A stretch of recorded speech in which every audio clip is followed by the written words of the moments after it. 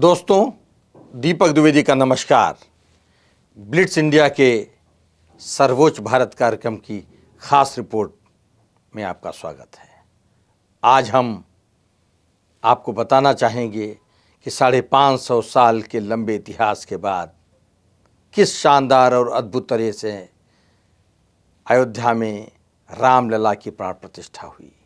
दुनिया की निगाहें अयोध्या की ओर थीं। दुनिया के बड़े से बड़े नेताओं ने अपनी शुभकामनाएं अयोध्या और वहां के संत समागम को भेजी हैं। देखिए हमारी इस खास रिपोर्ट में कि किस तरह से अद्भुत और शानदार रहा है प्राण प्रतिष्ठा कार्यक्रम। लगभग 550 वर्षों बाद आज वो दिन आ ही गया जब रामलला अयोध्या में अपने भव्यतम मंदिर में विराजित होंगे। आपकी जानकारी के लिए ये जरूरी है कि पिछले 32 सालों से रामलला टेंट और तिरपाल में रह रहे थे। इन तिरपालों से पानी भी टपकता था। हर एक सुविधा और सहूलियत के लिए अदालत द्वारा नियुक्त किए गए रिसीवर के पास दरखास्त लेकर जाना पड़ता था। रिसीवर की इजाज़त के बिना रामलला का तिरपाल भी नहीं बदला जा सकता था। यह बहुत ही संकट का दौर था। आज रामलला अपने नए भव्य मंदिर में प्रतिष्ठित हो गए हैं। प्राण प्रतिष्ठा की प्रक्रिया प्रारंभ हो चुकी है। प्राण प्रतिष्ठा के अनुष्ठानों की श्रृंखला में नगर भ्रमण से लेकर मां सरयू का विधिवत पूजन किया गया है। इसके बाद यज्ञ मंडप में प्रतिष्ठित किए जाने वाले 9 ताम्र कलशों का पूजन भी किया गया है। इसके बाद गर्भगृह में भगवान राम के आसन को अभिमंत्रित करने के लिए विशेष पूजन और अनुष्ठान किया गया है। प्राण प्रतिष्ठा के इस महत्वपूर्ण अनुष्ठान में भगवान के आसन के नीचे पहले से तैयार किए गए गड्ढे में मंत्रोच्चार के साथ 48 द्रव्यों और वनस्पतीय औषधियों को रखा गया है। अयोध्या का ये प्राण प्रतिष्ठा आयोजन काशी से आए 121 आचार्यों की देख रेख में किया जा रहा है। अयोध्या में रामलला की प्राण प्रतिष्ठा के संपन्न हो रहे आयोजनों का संक्षिप्त ब्यौरा कुछ इस प्रकार है। अभी तक के धार्मिक आयोजनों में विधि विधान पूर्वक तीर्थ पूजन, कलश पूजन, वर्धिनी पूजन संपन्न कराया जा चुका है। अयोध्या में रामलला की प्राण प्रतिष्ठा का ये अद्भुत धार्मिक आयोजन इन्हीं 121 आचार्यों की देखरेख में संपन्न हो रहा है। 18 फरवरी को रामलला की लगभग 200 किलो की श्याम वर्ण मूर्ति गर्भगृह में विराजित हो चुकी है। इस अद्भुत खूबसूरत मूर्ति को कर्नाटक के मशहूर शिल्पकार अरुण योगीराज द्वारा बनाया गया है। प्राण प्रतिष्ठा के इस सिलसिलेवार अनुष्ठानों में सबसे पहले प्रायश्चित पूजन, घी पूजन, फूल और पुष्प पूजन समेत 12 अधिवास अनुष्ठान अभी तक संपन्न किए जा चुके हैं। 16 जनवरी को इसी क्रम में राशि प्रायश्चित और कर्मकूटी पूजन किया जा चुका है। 17 जनवरी को रामलला की मूर्ति का परिसर प्रवेश अनुष्ठान किया गया है। 18 जनवरी को तीर्थ पूजन, जल यात्रा, जलाधिवास और गंधाधिवास अनुष्ठान किए गए हैं। 19 जनवरी को औषधाधिवास, केसराधिवास, घृताधिवास और धन्याधिवास अनुष्ठान संपन्न होंगे।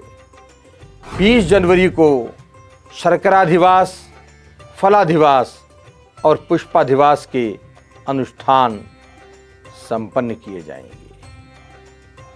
21 जनवरी को अयोध्या में मध्याधिवास और शय्याधिवास के अनुष्ठान संपन्न होंगे।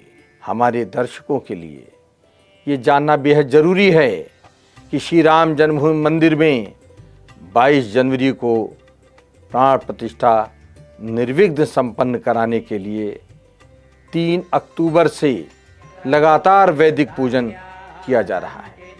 ऋग्वेद, यजुर्वेद और सामवेद के मंत्रों और यज्ञ से श्री राम जन्मभूमि मंदिर परिसर को आध्यात्मिकता की शक्ति से सराबोर किया जा रहा है। श्री राम जन्मभूमि की भूमि पर वैदिक पूजन 2020 से शुरू हो गया था, जबकि आपको ये जानना बहुत ही जरूरी है कि प्राण प्रतिष्ठा के लिए राम जन्मभूमि पर पूजन और अनुष्ठान 3 अक्टूबर से ही प्रारंभ हो गए थे। हमारे देश के लोकप्रिय प्रधानमंत्री आदरणीय नरेंद्र मोदी जी, जो 22 जनवरी को प्राण प्रतिष्ठा कार्यक्रम के मुख्य यजमान भी हैं, ने देशवासियों से एक बहुत ही खास अपील की है। यह अपील है कि देश का प्रत्येक नागरिक उस दिन राम ज्योति अपने अपने घरों में जलाए और शाम को सारा देश रोशनी से दीपावली के तरह जगमगा जाए। इतना नहीं, उन्होंने अयोध्या को देश का सबसे स्वच्छ शहर बनाने के लिए सारे देशवासियों से सहयोग की अपील की है। ये अपने आप में देश के लिए, दुनिया के लिए एक बहुत बड़ा संदेश है। नमस्कार, जय हिंद, जय भारत।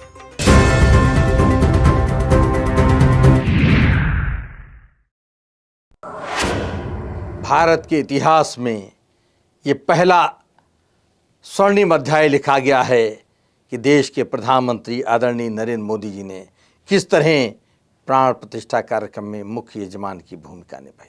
इसके लिए उन्होंने लंबे समय तक तप किया है। उन्होंने शास्त्रों के बताए गए सारे वो संयम और प्रोटोकॉल को फॉलो किया है जो एक यजमान की भूमिका में होने चाहिए। आइए देखते हैं कि प्रधानमंत्री जी ने इसको किस रूप में स्वीकार किया है और लोगों से इस बारे में किस तरह अपनी अभिव्यक्ति सामने लाए हैं। दोस्तों, दीपक द्विवेदी का नमस्कार। आज हम ब्लिट्स इंडिया की खास रिपोर्ट में आपको बताना चाहेंगे कि प्रधानमंत्री से ईश्वरीय देवदूत बने नरेंद्र मोदी की आध्यात्मिक तपस्या और राम राज्य की बात करेंगे। प्रधानमंत्री नरेंद्र मोदी ने अयोध्या में अपनी मौजूदगी में रामलला की प्राण प्रतिष्ठा कराकर दुनिया के सामने भारत का स्वर्णिम इतिहास लिख दिया है। ये अद्भुत और ऐतिहासिक अवसर शास्त्रों में कही गई शास्त्रों की उक्ति न भूतो न भविष्यति को आगामी सदियों के लिए जीवंत उदाहरण बना दिया है। भारत के लोकप्रिय प्रधानमंत्री आदरणीय नरेंद्र मोदी जी 22 जनवरी को अयोध्या के अंदर बने राम मंदिर में रामलला की प्राण प्रतिष्ठा के कार्यक्रम में मुख्य यजमान बनकर देश के नागरिकों का प्रतिनिधित्व किया। प्रधानमंत्री नरेंद्र मोदी जी ने भारत ही नहीं सारी दुनिया को दिखा दिया है कि उन्होंने राम मंदिर की प्राण प्रतिष्ठा अनुष्ठान में मुख्य यजमान बनने के लिए, स्वयं को यजमान के योग्य बनाने के लिए कठिन और अतुल शास्त्रों के नियमों और आध्यात्मिक अनुशासन का कड़ाई से पालन किया है। इसके लिए प्रधानमंत्री मोदी ने स्वयं में दैवी चेतना जागृत करने के लिए कठोर यम नियमों से स्वयं को बांधा है।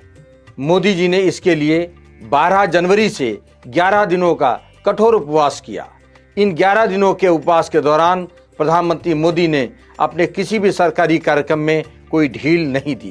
प्रधानमंत्री आदरणीय नरेंद्र मोदी जी ने 11 दिनों की ये कठोर आध्यात्मिक तपस्या जमीन पर कंबल बिछाकर सोने और सिर्फ नारियल पानी पीने से पूरी की। प्रधानमंत्री मोदी जी ने 11 जनवरी को महाराष्ट्र के नासिक में काला राम मंदिर में पूजा अर्चना की। प्रधानमंत्री ने वहां पर श्री राम कुंड मंदिर में भी दर्शन और पूजन किया। इस मंदिर में उन्होंने सफाई करते हुए पोछा तक लगाया।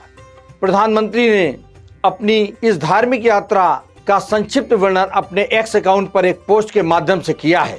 मोदी जी ने लिखा है कि नासिक में श्री कालाराम मंदिर में प्रार्थना की, दिव्य वातावरण से अविश्वसनीय रूप से धन्य महसूस कर रहा हूं। वास्तव में सादगीपूर्ण और आध्यात्मिक अनुभव। मैंने अपने साथी भारतीयों की शांति और भलाई के लिए प्रार्थना की है। इसके बाद प्रधानमंत्री मोदी जी ने 16 जनवरी को आंध्र प्रदेश में पुट्टापार्थी के लेपाक्षी ग्राम स्थित वीरभद्र मंदिर में दर्शन किए और पूजा की। यहाँ पर मोदी जी ने तेलुगु भाषा में रंगनाथ रामायण के छंद भी सुने।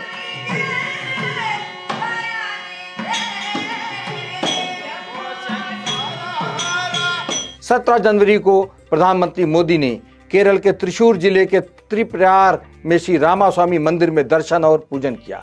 यहाँ पर भी मोदी जी ने एक सांस्कृतिक कार्यक्रम देखा।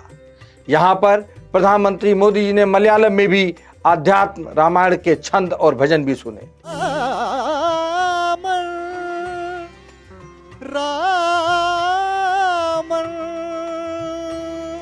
17 जनवरी को ही मोदी जी ने केरल के गुरुवायूर मंदिर जाकर भगवान कृष्ण की पूजा अर्चना की। इस दौरान मोदी जी ने वहां के पारंपरिक परिधान मुंडू और वेष्टी सफेद शाल धारण की। इस मंदिर में दर्शन के बाद प्रधानमंत्री मोदी ने अपने एक्स पोस्ट पर लिखा कि पवित्र गुरुवायूर मंदिर में प्रार्थना की। इस मंदिर की दिव्य ऊर्जा अपरंपार है। मैंने कामना की है कि हर भारतीय सुखी और समृद्ध रहे। प्रधानमंत्री मोदी ने शनिवार को तमिलनाडु के रामेश्वरम में समुद्र में डुबकी लगाई और श्री रंगनाथ स्वामी मंदिर में पूजा अर्चना करने के बाद कंब रामायण का पाठ सुना। रामेश्वरम में प्रधानमंत्री मोदी जी ने कौड़ी तीर्थ कुंड के जल से स्नान भी किया। यहाँ पर 22 तीर्थों के जल से स्नान होता है। आपकी जानकारी में रहे कि नरेंद्र मोदी जी इस मंदिर का दौरा करने वाले देश के पहले प्रधानमंत्री हैं। आज के इस नए भारत में सूरज के उजाले के तरह की इस सच्चाई को कभी छिपाया नहीं जा सकता और न ही इसे अतिशयोक्ति कहेंगे कि ये मोदी जी ने 11 दिनों की इतनी लंबी आध्यात्मिक तपस्या के बाद ही देवत्व और मर्यादा पुरुषोत्तम श्री राम के उन 16 गुणों, जिनमें गुणगान, तेजस्वी, सामर्थशाली, दृढ़ प्रतिज्ञ, सहयोगी, प्रियदर्शन, धैर्यवान, जितेंद्री, संयमवादी, सदाचारी, कांतिवान, सहिष्णु, वीर, विद्वान, धर्मज्ञ और कृतज्ञ को अपने शरीर, मन और आत्मा में धारण करने के बाद ही मुख्य यजमान के रूप में लगभग 550 साल बाद राम मंदिर की अभिजीत मुहूर्त में प्राण प्रतिष्ठा संपन्न कराकर और इसमें देश के सभी वर्गों और समाज के लोगों को शामिल कराकर देशवासियों के प्रति अपनी सार्वजनिक कृतज्ञता अर्पित की है। प्रधानमंत्री नरेंद्र मोदी जी की इतनी लंबी धार्मिक यात्रा, उनके द्वारा किए गए अतुल्य कर्मकांड और इस दौरान बगैर किसी भी व्यवधान के सारे शासकीय कार्यों को पूरी मुस्तैदी से नियमित रूप से निपटाने का ये सारा कार्यक्रम राम राज्य नहीं तो और क्या है। इसे अब आप क्या कहेंगे? ये मोदी राज से राम राज्य की ओर बढ़ते नए भारत की एक झलक मात्र है। जय श्री राम।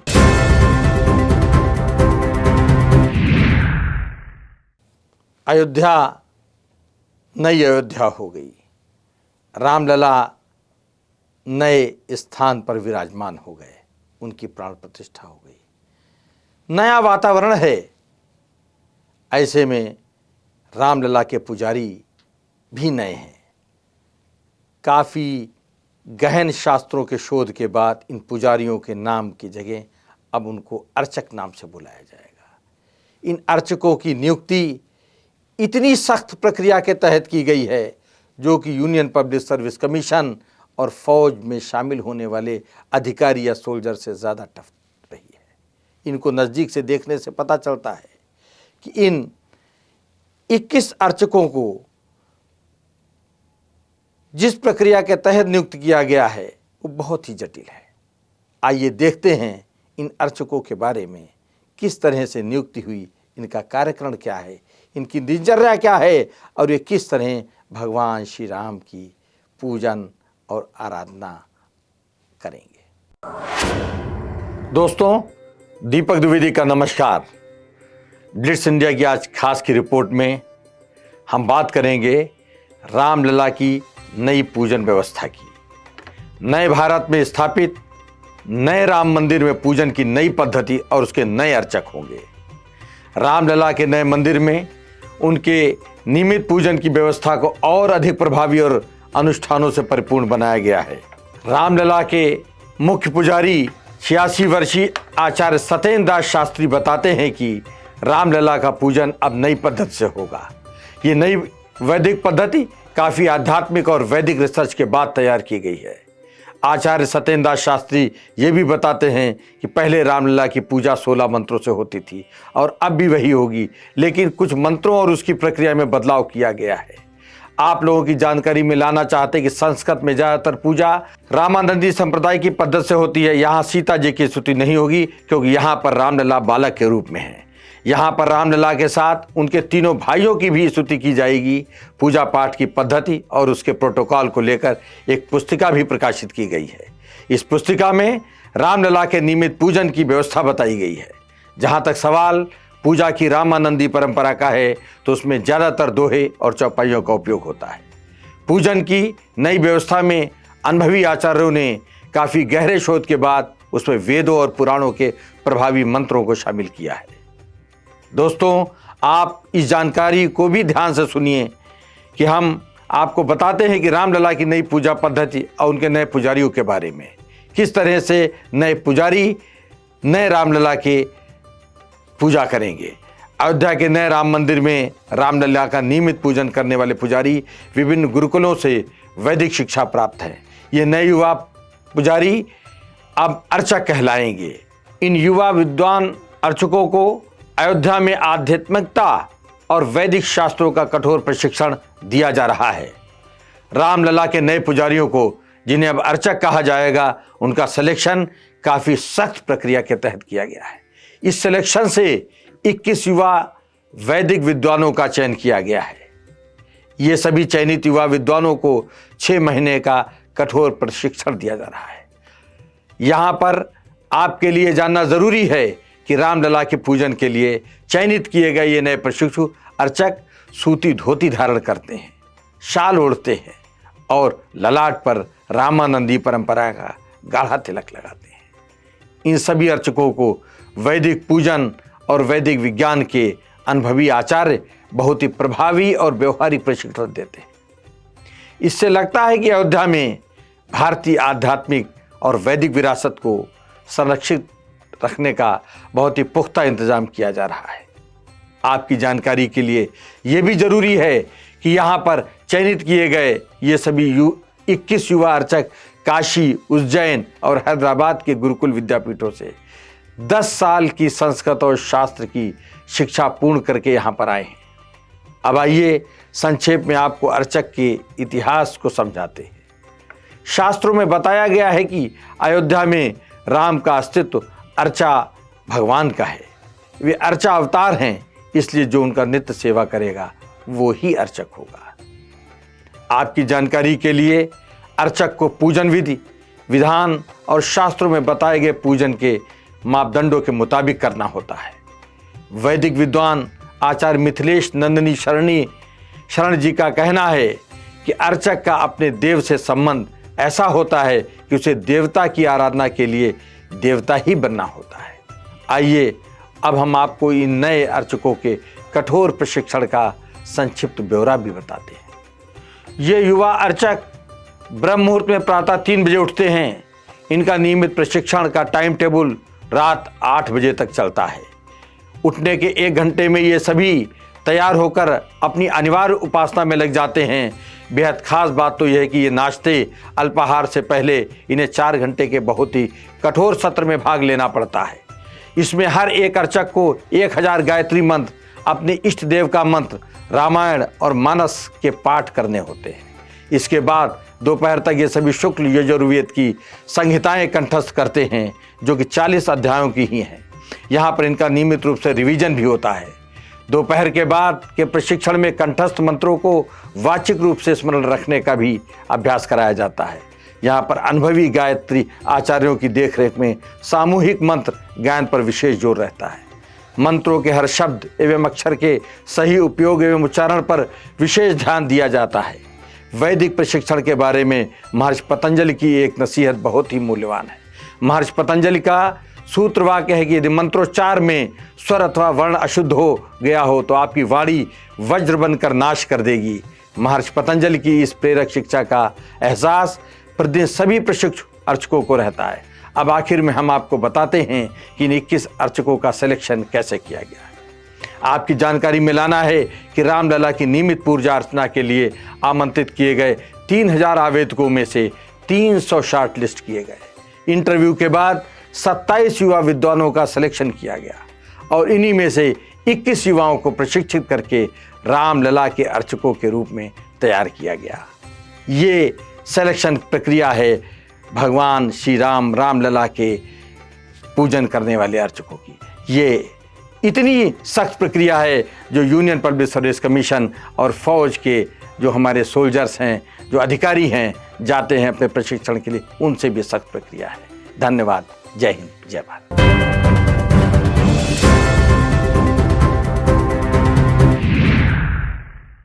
अयोध्या में रामलला की प्राण प्रतिष्ठा का कार्यक्रम बहुत ही शानदार और अद्भुत तरह से संपन्न हो गया।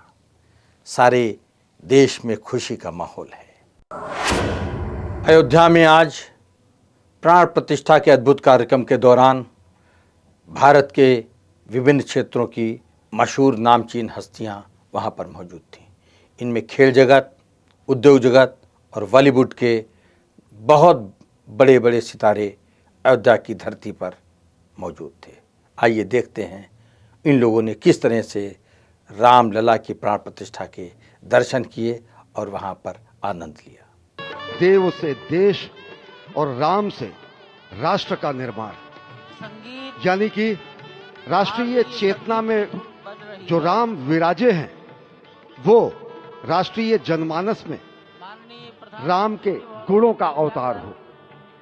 मानस में जो राम हैं उनके गुणों का भारत के जनमानस में अंगीकार हो।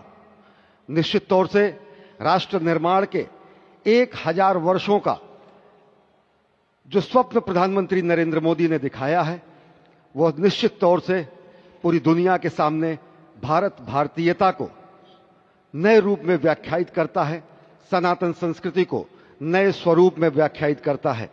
हमारी ही संस्कृति कहती है संगच्छध्वम संवदध्वम संवो मनांसि जानताम। हमारी ही संस्कृति कहती है सहना भवतु सहनो भुनक्तु। हमारी ही संस्कृति कहती है कि हम विश्व बंधुत्व के लिए अपना सर्वस्व न्यौछावर करें, राष्ट्र निर्माण में अपना सर्वस्व अंशदान करें। प्रधानमंत्री मोदी के उद्बोधन में राष्ट्रीय समरसता का संदेश पूरे विश्व में व्यापक होता हुआ भगवान श्री राम की धरा से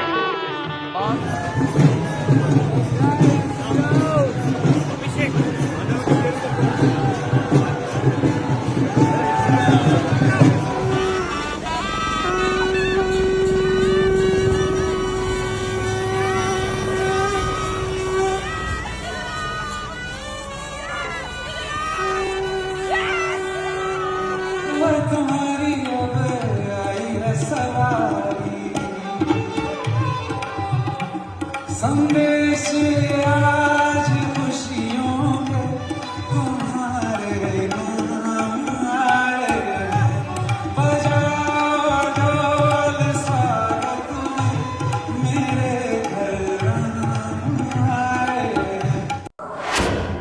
प्राण प्रतिष्ठा के बाद वहां आमंत्रित अतिथियों को संबोधित करते हुए प्रधानमंत्री श्री नरेंद्र मोदी ने देश के सामने क्या विचार रखे, सुनिए। आज हमारे राम आ गए हैं। सदियों की प्रतीक्षा के बाद हमारे राम आ गए हैं। सदियों का अभूतपूर्व धैर्य, अनगिनत बलिदान, त्याग और तपस्या के बाद हमारे प्रभु राम आ गए हैं। इस शुभ घड़ी की आप सभी को, समस्त देशवासियों को बहुत बहुत बधाई। ये मंदिर मात्र एक देव मंदिर नहीं है, ये भारत की दृष्टि का, भारत के दर्शन का, भारत के दिग्दर्शन का मंदिर है। ये राम के रूप में राष्ट्र चेतना का मंदिर है। राम भारत की आस्था है, राम भारत का आधार है, राम भारत का विचार है, राम भारत का विधान है, राम भारत की चेतना है, राम भारत का चिंतन है, राम भारत की प्रतिष्ठा है, राम भारत का प्रताप है, राम प्रवाह है, राम प्रभाव है, राम नीति भी है, राम नीति भी है, राम नित्यता भी है, राम निरंतरता भी है, राम विभु है, विशद है, राम व्यापक है, विश्व है, विश्वात्मा है। और इसलिए जब राम की प्रतिष्ठा होती है तो उसका प्रभाव वर्षों या शताब्दियों तक ही नहीं होता, उसका प्रभाव हजारों वर्षों के लिए होता है। ये सुखद संयोग है कि हमारी पीढ़ी को एक कालजयी पथ के शिल्पकार के रूप में चुना गया है। 1000 वर्ष बाद की पीढ़ी राष्ट्र निर्माण के हमारे आज के कार्यों को याद करेगी। अयोध्या में प्राण प्रतिष्ठा के ऊपर हमारा ये सर्वोच्च भारत कार्यक्रम आपको कैसा लगा? अपनी राय और अपने सुझाव कमेंट बॉक्स में हमको दें। हम बहुत ही जल्दी आपके सामने सर्वोच्च भारत के नया एपिसोड लेके आएंगे। धन्यवाद। जय हिंद। नमस्कार।